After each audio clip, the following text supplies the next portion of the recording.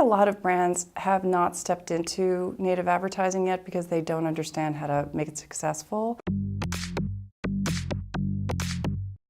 or because they doubt its value. And why wouldn't they doubt its value? It's a very much a work in progress as a space.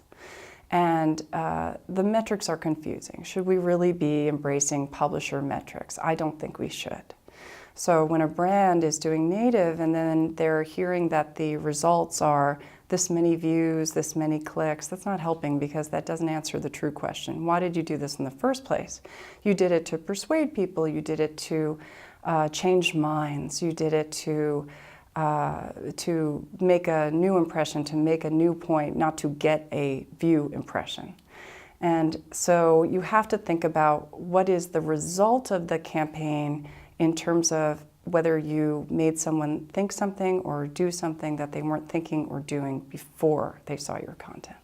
There's no one-size-fits-all approach for all brands. I do think that brands of a certain size should absolutely invest in an in-house content studio. I think that it makes sense for all of us to do in-house whatever we reasonably can do and to not rely on agencies for everything.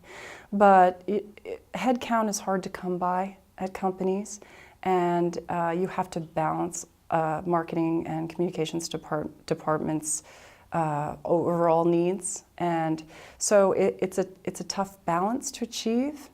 But when you can spare the headcount for an in-house team, it can be invaluable because that in-house team understands the company's messages, business goals, reputational goals better than anyone. And so at least if there are enough people on an in-house team to govern the agency work in a way that creates more impactful resulting work at the end, then I think you've achieved the right approach for your brand. I think the secret to creating great native advertising is to ensure that you have found the right publisher with the right audience to get a message that's organic to that publisher's audience, but that has a lovely, straightforward tie to your brand in front of them. And so once I think that native advertising should be chosen based on the publisher. You're trying to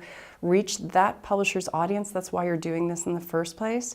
And then you should build backwards from there. It should be a backwards, to creation strategy. You shouldn't create something and then try to think about where to do it, where to post it. So I think that when you're conceiving of a particular campaign where one tactic might be native, you would then say, okay, so I have a native component. Where is the place that missing portion of my campaign should lie, should reside? And then you think about the publisher that can close that gap. Then you think about the content that should go in front of that publisher's audience. Then you work with that team at the publisher to enlist their help in creating the right pieces for their audience. They know their audience far better than you ever could, which is why you're leaning on them for this project. And then you let them lead, and the collaboration would then be the best expression of a good native advertising campaign that succeeds. Visa Communications uses native advertising in two ways. One is to do a whole piece or a series of pieces on the publisher's platform distributed by the publisher. So one example of this is that when President Obama engaged in a directive with China's President Xi in 2016 for an initiative called the Year of U.S.-China Tourism. We supported that initiative by publishing a three-piece interactive about places to go beyond Beijing and Shanghai for travelers in the U.S. So our goal in that was to support the initiative, to inspire that Quartz audience. We thought they were the right audience for this campaign. That millennial with a hot career who is traveling, perhaps innovatively, but they're not quite chained to their desk as a vice president yet. And so we thought that was the sweet spot for this particular campaign. And we did this absolutely gorgeous series of pieces with the Quartz team that evangelized these places deeper in China that you might think of going. Harbin, which is I think in northwestern China, where they have an ice festival that lit at night in this rainbow of shades is absolutely stunning.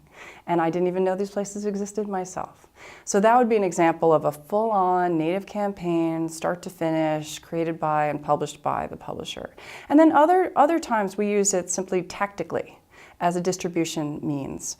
So for another example of that is that we recently, October 11th, I should say, we published Cashless Cities, which was a report that our public policy team commissioned from a third party. And it's about the benefits of becoming more cashless for a geography.